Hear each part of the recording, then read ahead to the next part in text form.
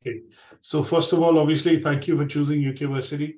And it is going to be, nice having you on the course, keeping in mind we're going to be starting now, which is say the 1st of March, and then looking at completing sometime towards the end of May, June next year, at the back of May, June next year. And that would complete, an HND, which is BTEC, Higher National Diploma in Business, and your specialization is going to be management/HR. This course will have about, a couple of modules, about, I think, 14 modules that you will study. And what I would want to do is give you a very good breakthrough in terms of, taking you through some of the bits today so that you're confident in terms of following the course with us. Now, the agenda is going to be looking at threefold, showing you the systems quickly first. What you see is what you get. There's no rocket science in that. Take you through the course overview, talk about a bit more in detail in terms of course material, and talk about things like assessment, feedback, how do we look at assignments, because Pearson obviously has the quality code implemented into its qualifications. So they follow what is called the university style or university set process. So obviously some of the things like there's a release date for assignment, there is a submission date for assignment. If you miss out on any, then you need to have an extenuating circumstance or some sort of a reason why you missed that out. And then sometimes if you do not make the cut in terms of passing the assignment, then only a reset assignment is issued. And in that case, what tends to happen is that your marks are capped at pass. So the idea would be to try and give you full guidance on it and information on it today so that you're well informed. And obviously you're able to put a study plan together that we will discuss, which will allow you to study this course with us comfortably and, at your own pace. I know that there are lots of things on your hand at your end at this moment. And then the idea would be to not to make it taxing in terms of the course content. Now, what I would do is obviously share another screen, which is primarily to look at showing you the platform that you would be using. And this platform essentially would allow you to get access to pretty much all the teaching and learning material that we would want you to have and get access to at some point in time when you start this course on this weekend with us. Now, are you able to see the screen?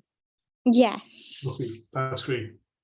So I'll take some feedback from you during the course of our session so that we know that you are there and it's not me doing a bit of a monologue as I go along. So feel free to ask me any questions. If you have any queries, stop me at a certain time if you want to ask, and then we'll discuss them and then go forward. Now, this particular page that you're seeing, I'm going to start off with the website. The reason I'm going to say the website is because this particular site would give you access to more or less everything, shortcuts, and you'll be able to pretty much go across to all the platforms from here. If you do need to reach us from time to time, you would be able to obviously call our out of hours number. There's a WhatsApp number. You can email us at admin, which is a monitored mailbox. You get a response in about 2 hours maximum, any time of the day, 24/7, 365 days. And then there's a link to the learning platform, which is called Moodle that we use. And that, again, is clickable from here. You would also need access to YouTube, because sometimes what we do is when we record sessions for live lectures, they're also broadcasted on YouTube. And also, if you need to revisit some of them, we put them on YouTube so that you're able to have them and you can look at them or listen into them from time to time. So these are the basic platforms that you would need.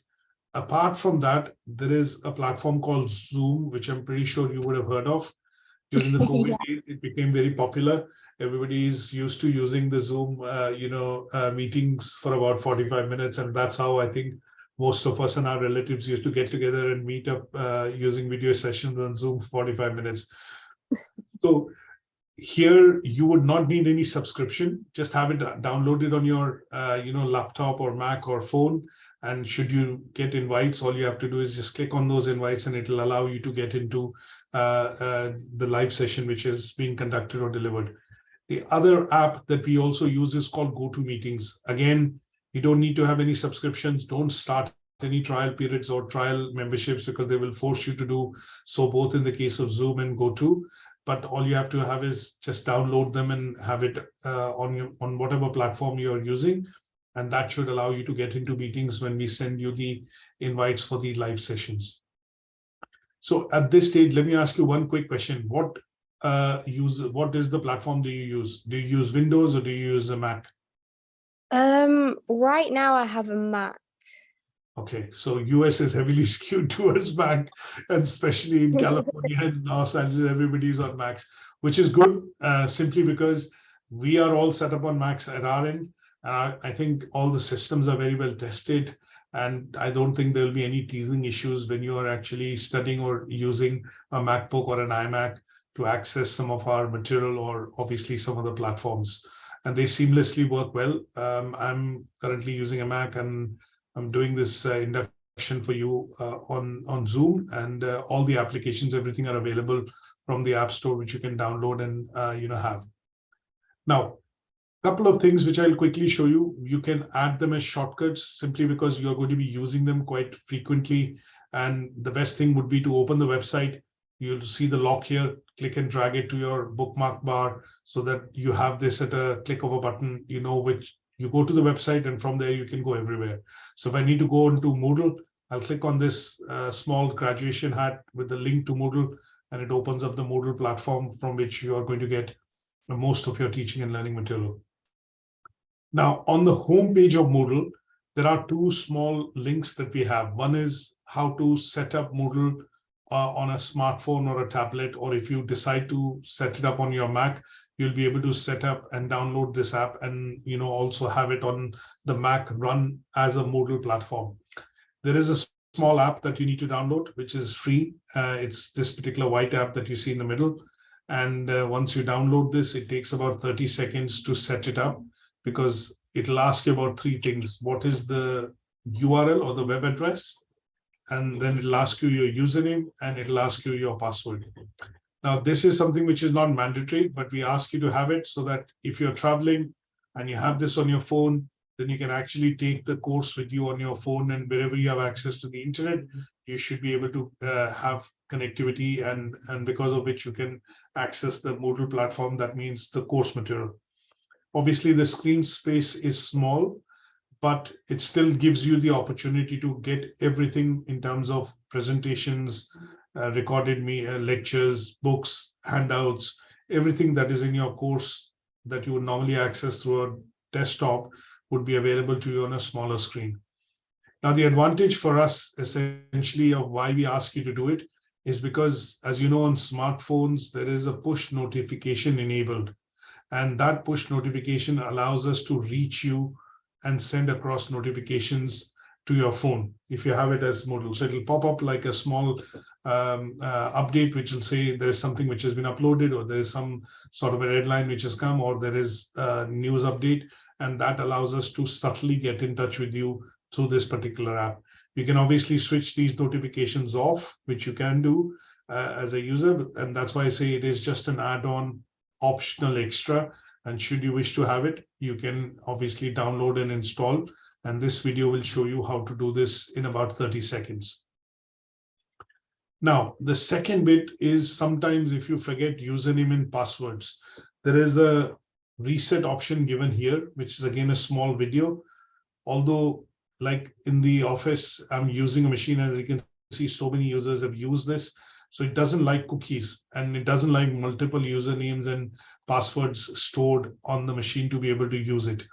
So what it sometimes does is, when I have put my username, I'm going to try and log in as an administrator today to show you the ins and outs of this system. So I click on admin, put my password, and press the green button.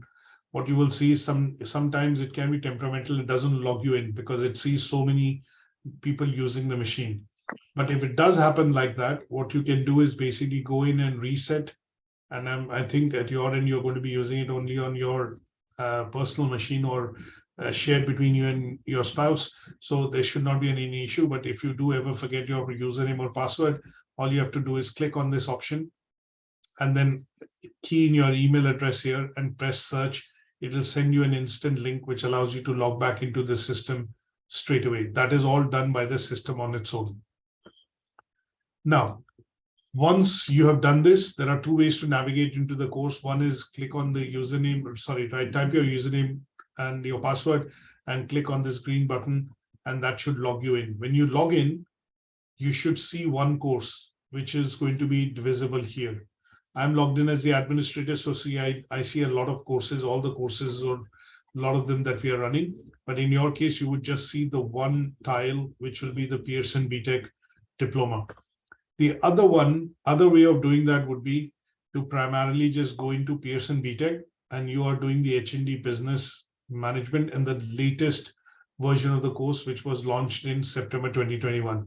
So I click on this, it'll ask you to log in straight away. You key in your username and this and log in, and voila, you're going to be brought to the course section, wherein you will see the entire course, which has been laid out as units.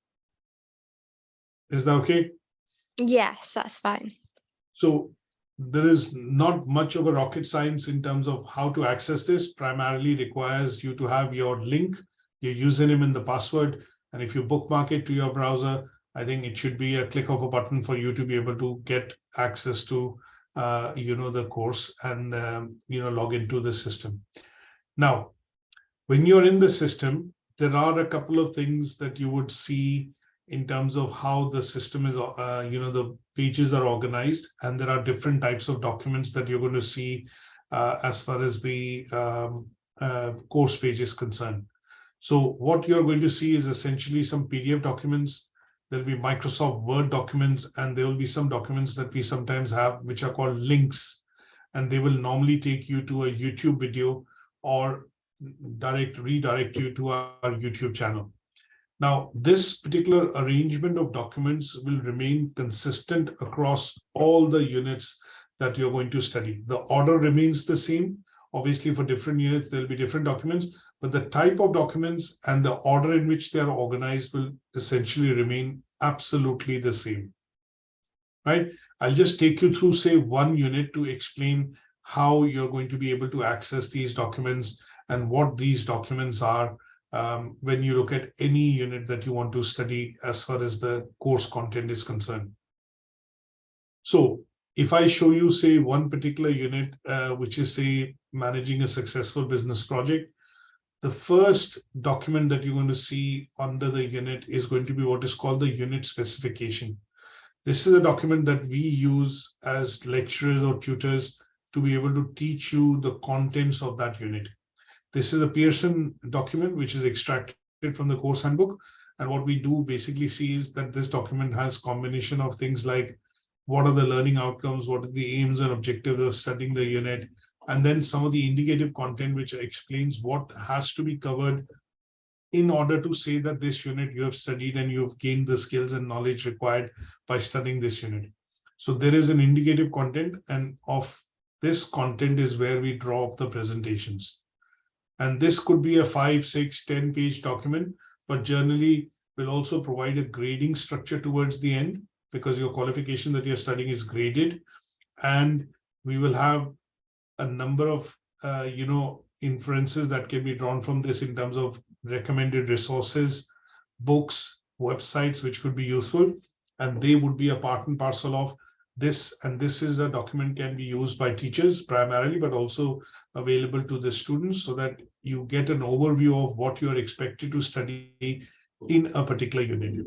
And this will be the first document in your in any unit, which will be called unit specification. After that, you'll have, sorry, go on.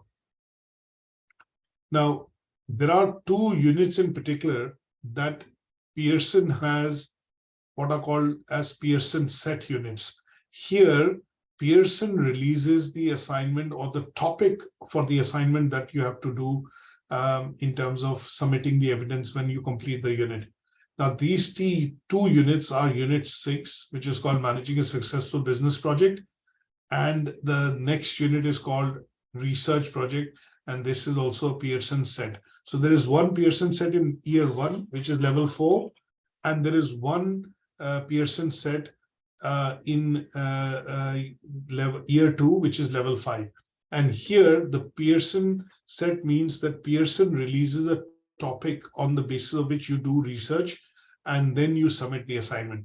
So if I click on, just to show you what this is, if I open this up by clicking it, as you can see, it said Pearson set theme. it gives a time frame that this is going to be released between 1st September. Students who are going to study between 1st September 2022 and 31st August 2023. And they would be required to do this particular, use this particular assignment brief and then research on this topic. And that is what they will submit as evidence for the purposes of achieving this unit. So if you see in this case, it gives you a bit of an introduction, and then it says what are the various range of topics they can choose to do research. So you could actually picking up a topic like testing business continuity, and these are the ones which are given. So we'll go into detail in a bit later, but this, as of now, you need to remember that there are 2 units that you're going to study in the course, which are going to be called Pearson set units. And these Pearson set units essentially would mean that the topic for what you study in this unit or you do research will actually come from Pearson. And that would be the second document in Unit 6 and Unit 19. After that, you'll have what are called books that we have provided, which are recommended by Pearson to study that particular unit. These are traditional academic books, 800-900 pages long. And obviously, we will tell you what particular chapters and what particular pages to read, so that when we are not able to cover them, cover the detailing of it in the presentation, then some part of it is recommended as self-study. And that self-study is going to happen from some of these books and handouts that we have created, so that you have a very good understanding of what is required in the unit, how to go about studying this unit, and how to go about achieving the grade that you're looking at wanting to achieve. Now, that also means that generally when we provide this, this is going to be available across all units. And when you have them, you do not need to go outside our system or to Google or Google Scholar or some of the other places to get material resources for the purposes of your study. Now, after that, you are generally going to find what are called learning outcome-wise presentations and recorded lectures.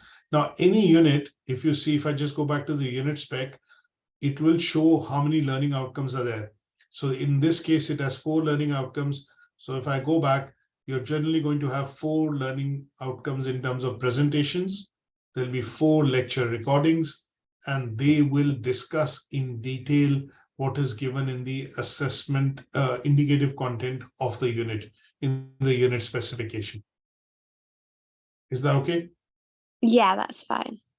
And if you choose to listen into the recorded lecture, these recorded lectures, are about 35 minutes to an hour, 25 minutes long, and they will have an audio-visual content, and they are going to be obviously recorded wherein the lecturer is teaching, but we are not reading from the slides, but we are essentially giving you the detailing and the knowledge which is required to be able to study this unit. So a typical lecture would typically look like this. If I just play on, the lecture is not going to read the topics or the details on the slide. They are going to discuss with you, because obviously we made these slides. We don't want to just do a monologue in terms of discussion, in terms of reading. What will happen is there will be some discussion which will be done by the lecturer to make you understand the core idea behind it, the topics behind it, the key frameworks behind it. And these recordings are refreshed, every year, because we're teaching this course every year. So every learning outcome presentation will have a recorded lecture. And then towards the end, what we'll also have is an assignment guidance lecture. So how to go about doing the assignment for this unit. We also do a detailed discussion in terms of guidance on this particular lecture. And that would allow you to essentially, so in this case, it's a Zoom link, and we will refresh this, but there would be a recorded lecture that will allow you to understand how you to go about doing the assignment. And then any sort of additional case studies, articles, handouts which are required will also be provided, so that you are again not going elsewhere to be able to find the material, but they are all available for you to be able to successfully complete your assignment. Is that okay? Yeah, that's okay. This layout then goes through all the units that you're going to see. Now, what we initially used to do is put the recordings of the sessions here, And in order to conserve space on our learner management system, what we do is now only upload the presentations. The recording links are available to you from our YouTube platform. So when I go into the YouTube platform, you go to the playlists if you need to refer to any lectures. And when you're in the playlist, all you do is basically go in and select the Pearson BTEC lecture playlist. And this could be in the business and management lectures. And when you click on that, you'd be able to see building your online business. Sorry, you'll be able to see, so in the business and management, as you can see, there are 355 lectures that we have uploaded, and you would be able to get the links of this from the course coordinator. I'll explain that how you get hold of the links. And these links are also available on Moodle, so don't worry about it, but they will be available, and the most updated links would be available on Moodle. Now, this is where the system is, and that is what you would get when you have access to it on your side, which I presume Victor has sent you some emails and you've been able to get access to the system now. Yes. Yeah. Okay. That's great. Now, one other platform that you would get and have access to is called the Pearson HN Global. This particular platform is a platform which is provided, and everybody has free access to it. Because you're a Pearson student, you would need to go on to this particular platform and then create a username and a password. It is absolutely free, and this platform will give you access to resources, talks which Pearson creates through guest lecturers. There could be additional resources that you could get hold of. And I have a tutor login. You will have a student login for this. Is that okay? And Yeah, I'm going that's to send you a quick email now, which will essentially allow you to understand a simple process in terms of visiting the site. And that would allow you to essentially access the platform by doing a registration on it on the Pearson site. Now, this platform has its own resources. So what Pearson has done, if I just show it to you now, you would see a screen, and I'm sending you this email. Essentially, this has the link for this particular site. All you have to do is use your BTEC registration number that you would have received, which is Romeo Echo 22327. And then it'll ask you to choose the center, which is UK Versity, and they will confirm this, and you'll get a confirmation email almost in about maybe an hour or so, and that should allow you to log in into the platform. I will log in and show you very briefly how the platforms looks like. There is a slight bit of a difference in terms of what the student access is and the tutor access is. So basically, this platform has a couple of things which Pearson feels are necessary for you to know on the course. There is a global academy which Pearson runs, because the program that you're doing is recognized globally. I think about 3.5 million students do the business management program globally every year. And obviously, you'll be able to network and be a part of discussions, forums, should you wish to do so through this particular platform. Obviously, you can have access to your subjects because you're registered for business management, and you'll be able to access your subject. There is some feedback surveys and usual news updates which typically happen from Pearson. They will be accessible to you from this platform, which is HN Global. Now, the reason why you also would want to access this is, although we have books integrated on our site, but Pearson also is one of the largest publishers in the world. And their sister company, Pearson Publishing, allows books to be accessed for the basis for the course that you're studying, and they would be available to you from here. Now, you won't be able to download the books, but you'll be able to read them online using a service which is called Vital Source. You would need to download an application which is on the iPhone, iMac, and that allows you to create an account, and you can read the book as we read on, say, for example, an Amazon e-reader or something like that. Should you wish to extract some information from the book, I think there is a restriction that you can send up to 3 pages of the book to you. If you find something interesting, content, frameworks, models, then you can email them to you, but it is restricted to the number of pages. And I think it's about 3 pages that you can email to yourself for the purposes of having it. But yes, they will be able to provide you lots of books which are recommended for the units that you are studying. Now, when you click on this, obviously you'll not have access to all the subjects. You are doing business and within that business management. So when you click on business and I go into business management, there are lots of things that you will be able to see which are available for you in particular as a learner, and they can be accessed from this platform. So there is a course handbook, which we have also got, and they have also uploaded. It is a huge document, 500 pages, but I'll take you through some of the bits later. But this platform, you need to register. And also then once you're registered, you would get access to the student side of resources, which are available for you from a point of view of Pearson, and they are absolutely free. Is that okay? Yeah, that's okay. So this is the bit on these systems which I wanted to briefly show you and talk about. And if there are any questions on this, I would be happy to take. So we've gone through some of the bits on the system, and it includes Moodle, website, YouTube channel. You are able to get in touch with us through WhatsApp, through email, through phone. Zoom and GoToMeetings are our platforms.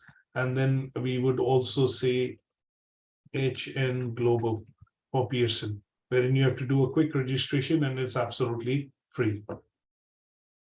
Okay? Yeah, that's okay.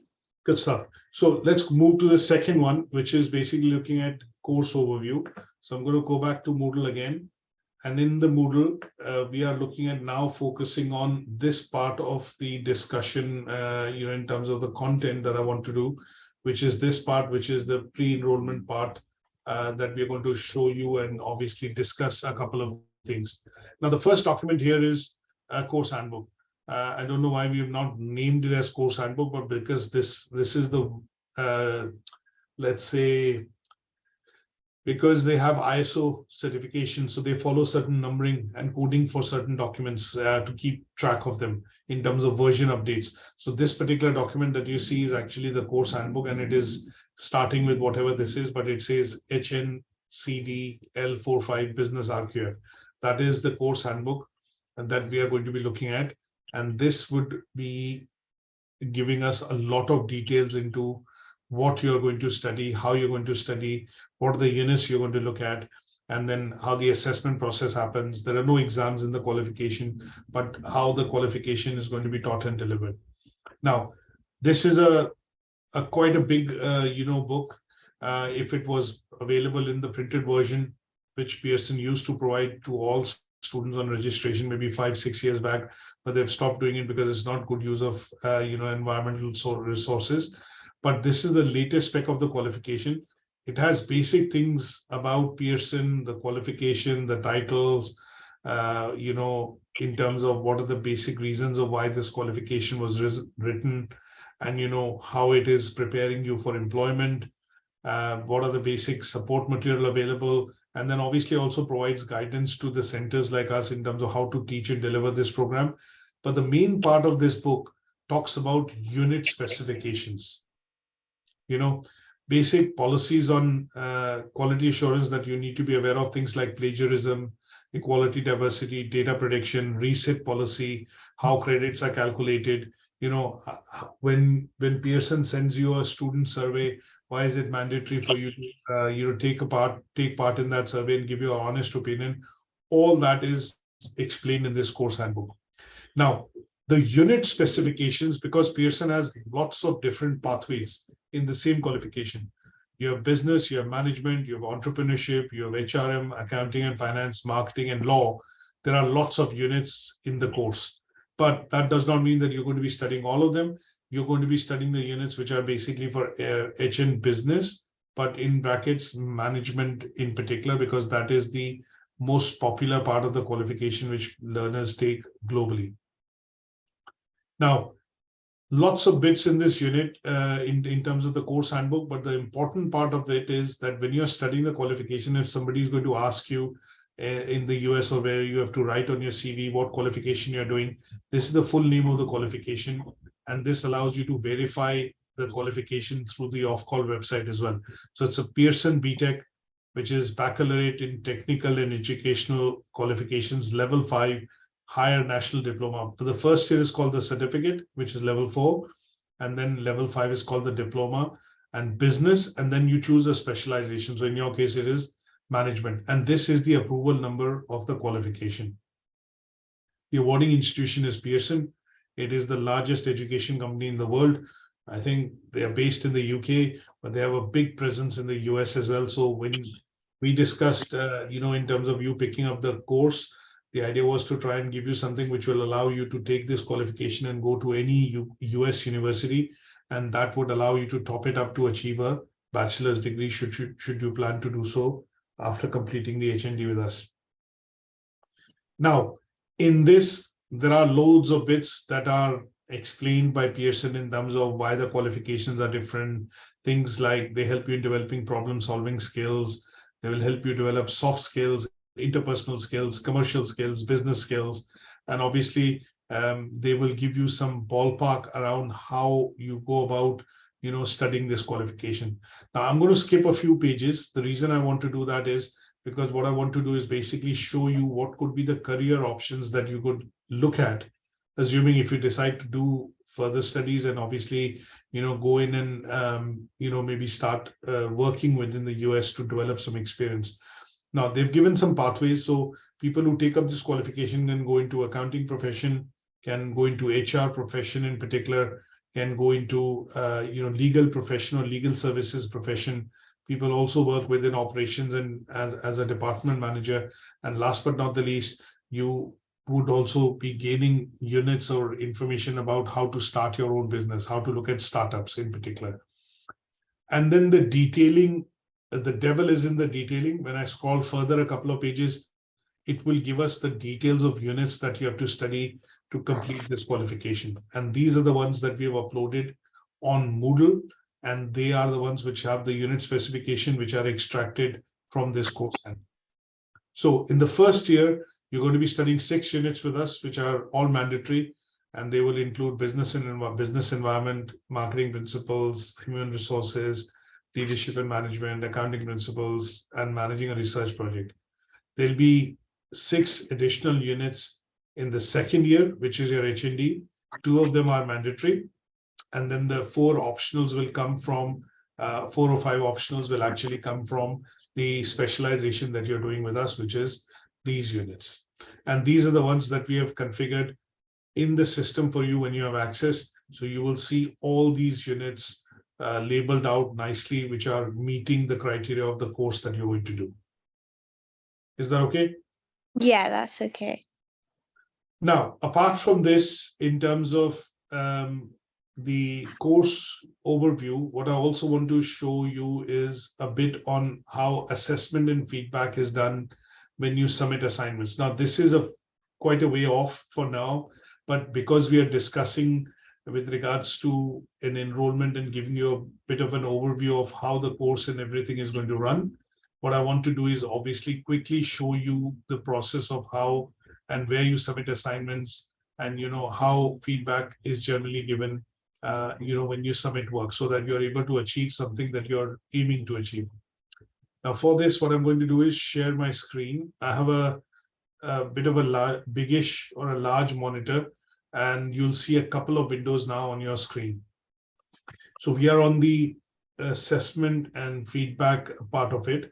And what I want to do is just open up, say, one particular assignment to show you how it is submitted and how feedback is generally provided. Now, when you make submissions, you are going to be submitting work to a monitored mailbox called learnerwork at UK Versity. And that would mean every time you send an email to this mailbox, you get an acknowledgement to say your work has been received, and the corresponding lecturer or tutor will pick that assignment up and then will come back to you to give you feedback. Now, in Pearson, what tends to happen is that you don't have one assignment for the whole unit. Normally, the assignments are broken down basis the learning outcomes in terms of the unit specs itself. And sometimes you would find that there'll be 1, 2, or in some cases, even 3 assignments that you have to do. And generally, learners would submit assignments like this as a Word document. In some cases, it is PowerPoint presentations. And you would be submitting this. And what we are going to then do at some stage is basically give you feedback on these assignments. Now, the feedback which is generally given is annotated as comments on the right-hand side. For example, if this was a task which was given in the assignment, there'll be a comment that you will see here, which will tell you whether the bit that you mentioned is accurate, complete, or is meeting the criteria. If not, then there'll be clear-cut, let's say, directive feedback given to say this is how you need to change it or amend it or refer to it, maybe a website or our slides, and then resubmit this back to us for the purposes of marking and let's say achieving the grade. In some cases, sometimes you're also asked to submit presentations, and the presentations typically tend to be breaking the monotony down in terms of you submitting just a Word document.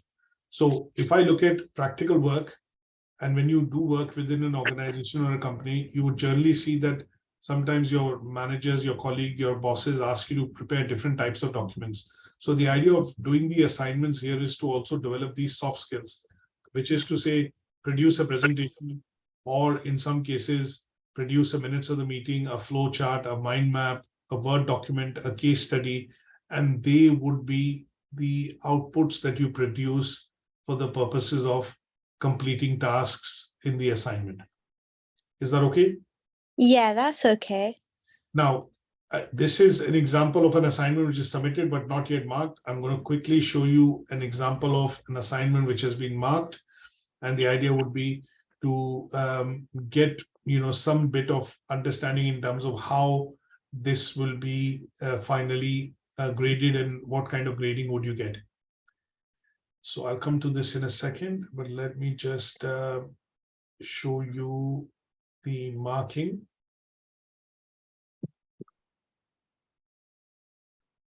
So first and foremost, for example, we'll go to the detailing later when you are submitting assignments. But as you can see, there are some markings which have been done, some comments which have been given on the right-hand side to the assignment to say, yes, it is meeting the criteria, not meeting the criteria. And once this feedback comes to you and it is absolutely okay that there is nothing else to be added, what will then happen at some stage will be that you will be getting an assessment sheet like that. This assessment sheet will confirm, the grading. It'll confirm the feedback on the assignment, and it'll say what you're achieving. So in this case, for example, this learner is actually achieving an overall merit grade, and it has been signed off by the assessor and also the quality manager. Nobody can challenge this grade, and this is the grade that will appear on your certification at some stage when you complete your course and unit by unit. So this record that comes to you after you submit the assignment and it has been done and marked would be your record to keep so that you know that this is a unit I passed and this is the grade that I've achieved on this unit. Is that okay? Yeah, that's okay. Now, in some cases, if we need to give you feedback, there is formative feedback that we give you, which is ongoing so that you can improve your work before the final submission.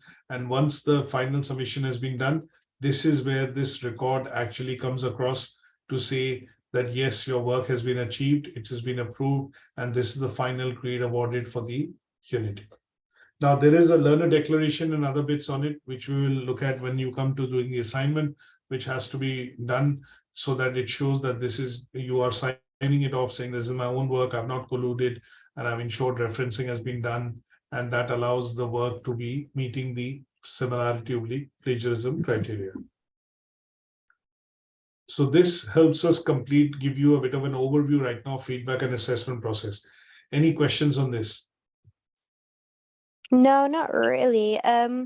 One thing I did want to ask though was like certain assignments, how do you what I'm trying to say is how often would an assignment be? Or is it one assignment that you work on for a month? Or is it how do the assignments work? Okay, so that's a great question, and I'll open one just in case to show you in terms of how the assignments are.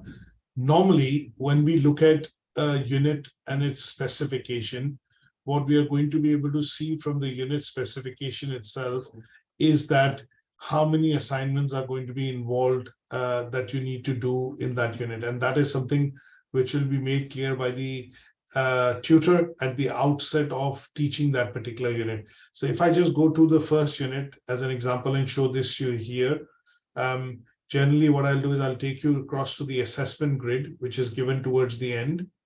So if I just only show this screen to you so that it's bigger and visible more clearly.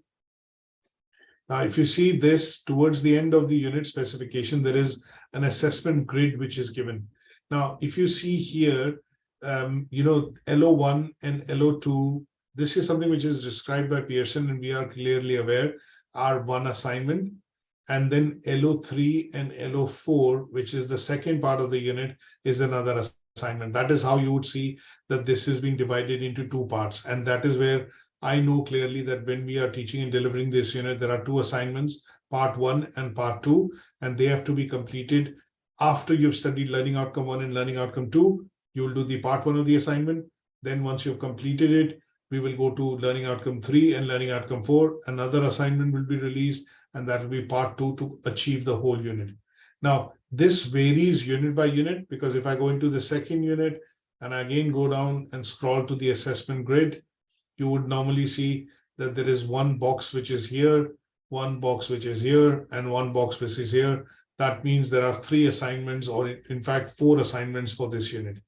But they are going to be smaller versions, because when you do assignments, you're not looking at writing pages and pages or producing tons of evidence.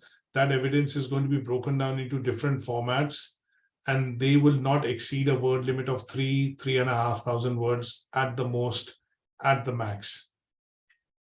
Okay, this is an example of an assignment brief that I will show you in a second, and that should give you an idea that for business environment as a unit, it'll give you everything that you need to know as far as the assignment is concerned. So there is a release date, there is a submission date, as you can see, there is an introduction to the unit, journal information, submission format would clearly say what is the output that you need to produce. So it is a fact sheet and an organizational flow chart. Maximum recommended word limit is between 1,000 to 2,000 words. And then, it will detail out what exactly is required to be done in the scenario JD Sports as a company has been used. This is your role as a junior analyst, and you are required to present this as a fact sheet or as a written document. Okay.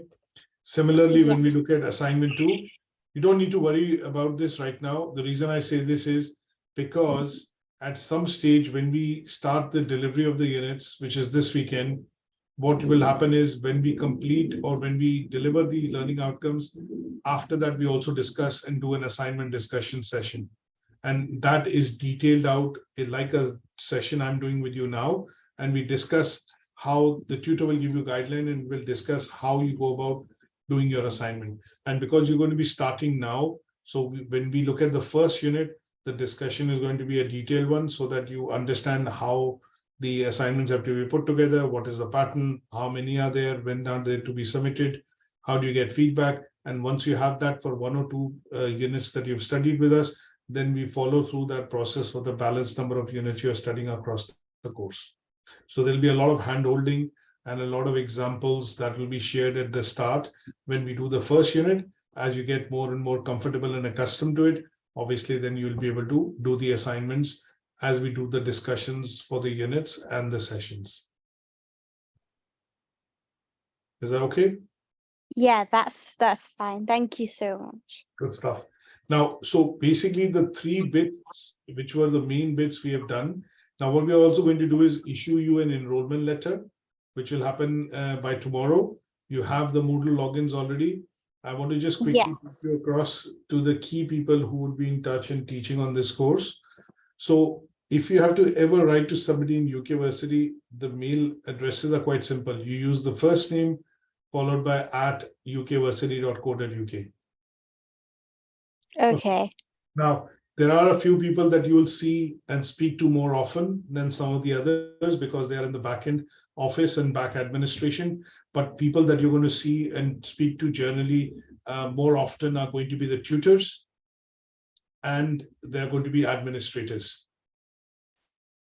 Is that okay? So there are people who have already been involved in the journey so far from the time that you've been enrolled, registered, and now having this session. So one of my colleagues is Amrita. She's the registrar.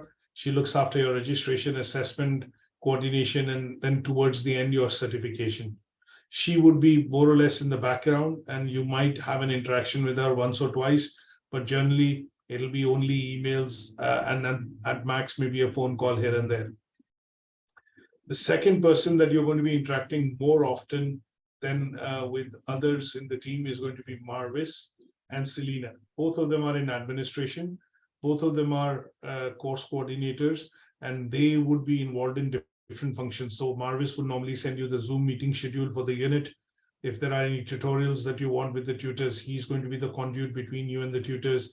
If you need any lecture recordings, you ask for the links and he will send that to you. And if there is any additional material or anything that you're not able to find, you are dropping him an email and he would cut back to you on emails / phone. Selena, who's on the induction with me right now, she would be touching base with you every alternate week to check on your progress and see if sessions are happening and you're progressing along in your course. So she is basically one of the administrators who keeps a tab on, your progress and your journey when you are studying the course with us, along with Marvis. Okay. Okay. Tutors wise, you're going to have Anjum. He teaches certain units. I'm going to teach certain units. Shazia is going to teach certain units, and Yasir is going to teach certain units. We have other tutors as well. There will be some units which Sanjay will teach, and there are other people in the team which sometimes will teach different units, and they would be doing so because they are specialists or they have been teaching those units for a number of years on this program. Now, before your grading is finalized, if you're unhappy with your grade, or if you're not getting the response in terms of your grade that you need, obviously it is signed off by the quality manager, who's Philip, and he normally signs the work off before a final summative assessment is sent back to you on email saying this is your pass and this is the grade which has been awarded. He looks at them so that there is no ambiguity and there is no area of conflict left. Because when you submit your assignments to us, one of the other things that you mention in the assignment when you send that email is you also mention what grade you are, trying to hit or trying to get, score, whatever way you put it. Because in Pearson, what tends to happen is when you look at your assignments, you would not have tasks labeled out as, saying that this is a pass task, this is a merit task, or this is a distinction task. So if I just show you the full screen again, normally in the assignment brief, you will see we put this assessment grid to give you an idea that if you address these 4 bullet points which are required in the presentation, you're going to be addressing all of these. But the devil is in the detailing, in the sense is how detailed that you do in terms of speaker notes, what is the creativity would you put in when explaining the slides, is all going to then hit some of these criteria. But they're not labeled or kind of signposted at that this is P1 or this is P2 or this is P3. But generally, if you attempt and create this as a document, and if it is comprehensively done, you are assessing and hitting or should be hitting all these criteria. And when you submit it to us, if we do find that you're going to achieve a distinction grade, but I know that some places the work is scant or is not meeting the criteria given or is not enough, and you need to elaborate, then the feedback will be given so that you're able to dress it up and then resubmit it to achieve that grade. And once that is achieved and it is signed off by the quality manager, then the grade cannot be changed. Okay? Yeah, that's fine. I have a question about like the grades, because like obviously I'm not used to like how grading works in terms of like university. Yeah. What I wanted to ask was like what's like the best grade, like what's a merit and what's a distinction and what's the best one? So The pass is the minimum grade that you can get, which is where you are essentially required to pass each unit to be able to achieve the diploma. At some stage, if you want to achieve a better grade than pass, it is merit. And then the highest grade that you achieve in a unit is distinction. Now, if you're covering 14 units and you have, say, 50% of your units achieved as merits, your overall qualification grade would shift to merit. If you have over 50% of your grades as distinction, your overall grade in the qualification will move to distinction. It will say Pearson, BTEC, Higher National Diploma in Business Management has been awarded to Hira Azhar with a grade distinction. It doesn't matter that you have distinction in all the units, but as long as you have it in over 50%, then there is a grading scale which works. And that is also explained, towards this course handbook. So the question that you've asked is absolutely important, because it is important for you to understand how grading works.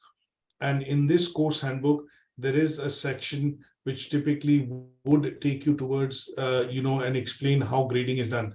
And I normally know how it works, so I'll take you to the page that this is clearly explained in terms of grading. Okay, so when we look at your gradings in terms of merit and distinction, basically the tutor is looking at knowledge and understanding, but along with that, they want to see that you've applied the cognitive, which is thinking, and you're applying skills which are primarily practical examples or using real life examples in your assignment, and they would allow you to achieve higher grades. So the grading criteria is typically explained towards the end of the course handbook, which basically explains that why you are able to achieve the higher grade. Generally speaking, and literally just as a very simple answer to your question, when you just cover theory, and if it is saying explain, describe, define, you're only explaining the theory part of it, you're only going to get a pass. But when you explain theory along with an example, you're going to go into merit category. When you explain theory, example, and show the practical application of it in real life by taking an example, then you are going to go into the distinction grade. An example of this would be to say, what are the 4 P's of marketing? Just as an example, 4 P's of marketing are place, price, promotion, product, right? You've explained each of the 4 P's, that will get you a pass. But the moment you go beyond explaining the 4 P's and say, okay, let's look at an example of Unilever or IKEA and place, product, and then you relate them to place, product, price, and promotion, you are in the merit category. Now, if you take this little further by talking about it in great detail, that why IKEA has the right products, right pricing, and right promotions to be able to sell in its product in 14 different countries, by giving a bit of analysis to say, going deeper into the example to say that these are the products it sells it in the furniture retailing market, and it has been able to start a new segment called do-it-yourself or DIY furniture market, and that would move you into what is called distinction criteria, because you're applying your interpersonal, cognitive thinking, creative skills to explain this in a bit more detail by taking a real life example of how IKEA is selling its products and services in the market. Is that okay? Yeah, that makes so much sense. Thank you so much. So that is how you're going to be looking at grading, and generally that would be the case. And this is what we will cover in the assignment discussion session when the units are complete, when the learning outcomes have been completed. And then towards the end, we always have a discussion session on the assignment. So we will explain some of these things to you, like command verbs, how much is too much to write, how much is too less. So these are documents which are going to be available that I would now ask you to look at reading or just familiarizing yourself with for now, and doing a bit of bedside reading to say, okay, before I start my actual classes, let me look at some of the material like the course handbook, what makes a good assignment. If you want to familiarize yourself with the usage of Moodle and our system, there's a small manual or a guidance note available here. Everything that we bring in terms of referencing, everything that we quote, bring statistics or use somebody else's work, some author's work, scientist's work, and we bring it into our piece of assignment or written evidence, we need to reference it, give credit to that author. And that bit is going to be Harvard referencing. So the system that we follow for referencing or giving credit when we use somebody else's work and bring it into our work, is called Harvard referencing. So there's a presentation on it that you need to go through. And then command verbs are words which basically define what is required to be done in the assignment in particular. And when I show you one, just very briefly, don't want to go into any detail. So here it says in the assignment, if you see, it says analyze, or it says a fact sheet with explanation. Now, if I remove or delete the word explanation for a second, and if you read what it says, you would not understand what is required to be done, because this is the word which actually explains or clearly determines what you are required to do or create as evidence in order to achieve that task. So if I look at conclusions based on critical impact analysis, delete the word critical impact analysis and read the sentence, you wouldn't make a head and tail of what the task is asking you to do. It says conclusion based on different business structures and interrelationships, successfully fulfilling overall business objective. Now, what it is asking it to do, is it asking you to analyze, explain, describe, demonstrate? So these words are called command verbs, which actually give you the instructions to say this is what has to be done in the task, and they are organized in 3 different parts. Simplest order verbs are passwords, then you have merit, and then you have distinction. So as you do the tasks, you would normally start with introduction, define, then you'll slowly go to the merit ones, then slowly go to distinction. And if you attempt all these, you're already attempting to achieve a distinction in your assignment.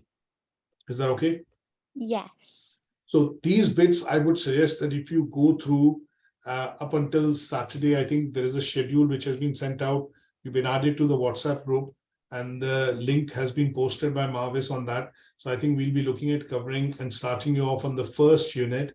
Now, some of these units are to be studied in no particular order. They're all independent units. So we'll start you off with a new unit. There are 3 or 4 other learners on this course who have started similarly with you. And what we are going to do is see you on this session, which is going to be, I think, Saturday/Sunday. So 2 sessions is what we are going to keep, I think, every weekend. And they will generally happen here at 2 p.m., which would be 6 a.m. your time on the weekend. Okay.